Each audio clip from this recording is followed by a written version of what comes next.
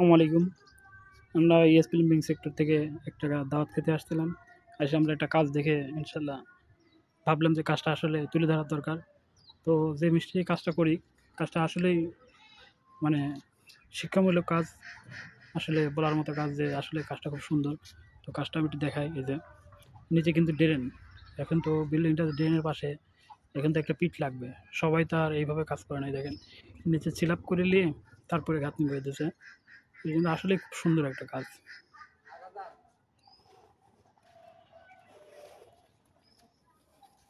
এই যে আমরা যেমন রান্না করে শেল্ফ করি, সেম অমন অমন করে শেল্ফ করে উপরে গাঁথনি করে পিঠটা করে দেওয়া হয়েছে।